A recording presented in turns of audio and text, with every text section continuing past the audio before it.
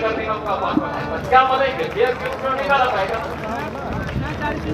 यानी 100 साल के बाद चौथी पांचवी पीढ़ी जब आएगी, नगर निगम का एक भव्य भवन लोगों को आकर्षित करेगा। भाइयों बहनों, ये सब इसलिए जिससे यह विकास दिखे यहाँ की, हम शहर की एक नई पहचान दे सके। प्रधानमंत्री ने दुनिया के अंदर भारत को पहचान दी। आज दुनिया में भारत का सम्मान है। उसी तर्ज पर हमें भी अनुकरण करना चाहिए कि हमारे शहर का सम्मान राज्य में हो, देश में हो।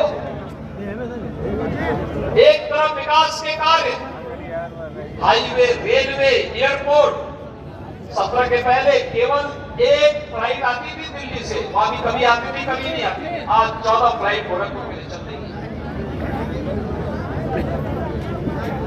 यानी क्या कुछ नहीं है गोरखपुर में आज के दिन, लेकिन इसको सजाने, संवारने और लंबे समय तक इसका लाभ गोरखपुर वासियों को प्राप्त हो, इसकी आवश्यकता, उसके लिए उस प्रकार के लोगों का चयन, उस प्रकार के लोगों का दायित्व देना, लगातार इसी के लिए प्रयास हो रहे हैं। और इसीलिए आज हम लोगों ने फिर से प्रदेश भर के चुनाव की प्रक्रिया को जोड़ते हुए आज मैं फिर आपके पास आया हूं। इस चुनाव का यह अंतिम सभा मेरी गोरखपुर महानगर के हिस्से है, जिसमें हमारे महापौर पद के प्रत्याशी और सभी पार्षद पद के प्रत्याशी। रात्रि नगर में तो पहले ही निर्विरोध पार्षद चुना गया है, लेकिन पार्षद चुने जाने का मतलब ये नहीं कि वो महापौर के चुनाव में रुचि न लेंगे। यानी उस वार्ड का तो 100% वोट भाजपा को पक्ष के पक्ष में आना चाहिए, यह वहां पर उस वार्ड में दिखना चाहिए। शेष अन्य जितने भी वार्ड हैं, 79 वार्ड, इन सभी वार्डों में हमें पूरी तत्परता के साथ रख करके, मौसम गर्म हो सकता है, उसकी चिंता के बगैर अपने लोकतंत्र की ताकत का एहसास कराना और उसका एहसास कराते हुए महापौर पद के प्रत्याशी को भारी बहुमत से विजयी बने ही, और घबराने की आवश्यकता नहीं। डॉक्टर मंगलेश श्रीवास्तव शूटिंग करने नहीं जाएंगे, वो शहर की सफाई करने, शहर को सुरक्षित रखने में अपना योगदान देते हैं। उनसे मुझे लगता है रवि किशन जी को और किसी और को भयभीत होने की आवश्यकता नहीं है। वहां तो शहर को सजाने संवारने में लगेंगे। और इसलिए मैं आप सबसे कहने के लिए आया हूं, आप डॉक्टर मंगलेश श्रीवास्तव जी को चुनाव जिताएंगे, कोई संदेह नहीं, लेकिन उनके साथ फुल मेजोरिटी का बोर्ड बनना चाहिए। ऐसा न हो, इससे पहले आप महापौर जिताते थे, फुल मेजोरिटी का बोर्ड न बनने के कारण उनको अपनी ज्यादा ताकत सेटिंग फीटिंग में लगानी पड़ती थी, लेकिन अब ऐसी स्थिति ना मिल पाए।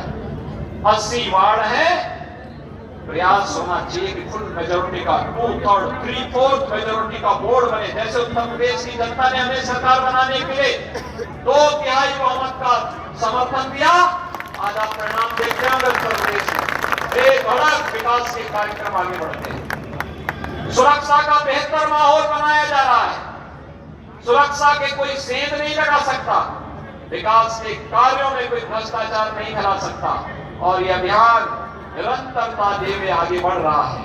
और इस देश से आज मैं आप सबसे अपील करने के लिए आया हूं, विशेष रूप से अपील करने के लिए आया हूं कि परसों जब 4 तारीख को मतदान होगा, प्रातः काल से ही अभी से लग जाए, एक एक मोहल्ले में, एक एक वार्ड में, एक एक बूथ को छान करके और एक एक बूथ से मतदान करने के लिए लोगों को मतदान केंद्र तक लेके जाना। इंतजार नहीं करना है कि जब ठंड हो जाएगा तब जाऊंगा या जब थोड़ी धूप आ जाएगी तब जाऊंगा, ऐसा नहीं। जैसे मतदान शुरू हो, लाइन लगा करके मतदान करने के लिए जाना।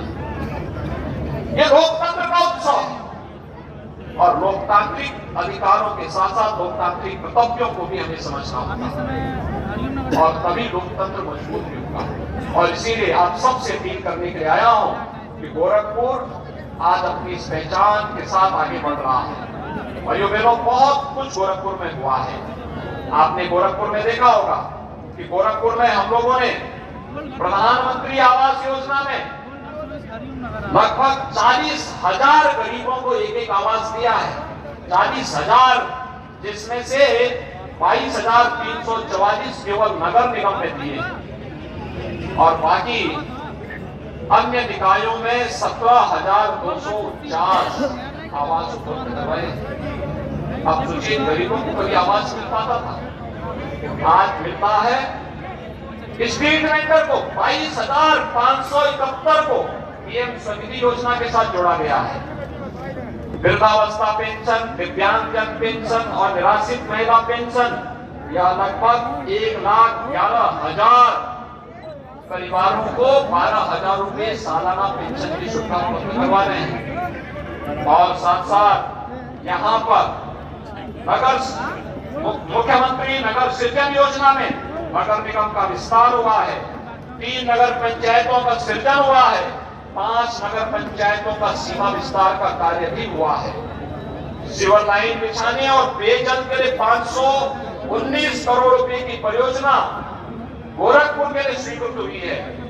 कान्हा गौशाला का निर्माण भी हुआ है और साथ साथ अन्य तमाम कार्य यहाँ के लिए, गोरखपुर के लिए स्वीकृत किए गए हैं।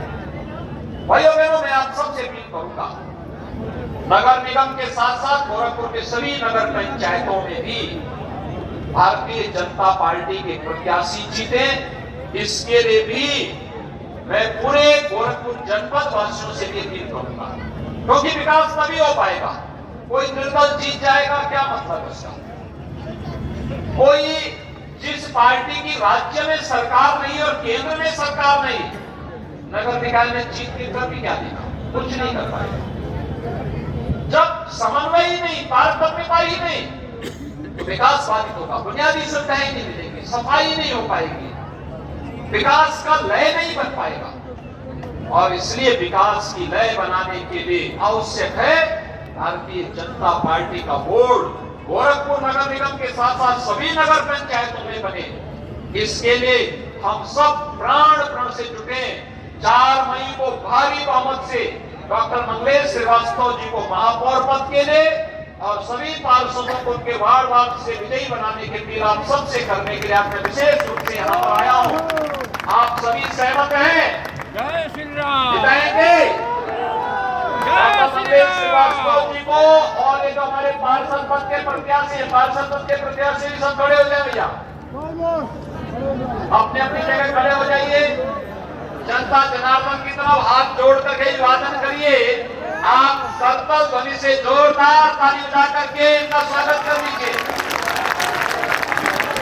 विजयी बनाएंगे लोगों को ना, तो फिर मेरे साथ बोलेंगे, भारत माता की जय, भारत माता की जय, भारत माता की जय। मैं आभार ज्ञापन के लिए चुनाव के संयोजक चिरंजीव चौरसिया जी को आमंत्रित करता हूं कि वहां में और इस सभा का आभार ज्ञापन करें। आदरणीय श्री चिरंजीव चौरसिया जी। पूज्य महाराज जी के प्रति और मंच पे उपस्थित और आप सबके प्रति मैं आभार व्यक्त करता हूँ। बहुत बहुत धन्यवाद। पूरे भारत माता की पूज्य योगी आदित्यनाथ महाराज की, पूज्य योगी आदित्यनाथ महाराज की।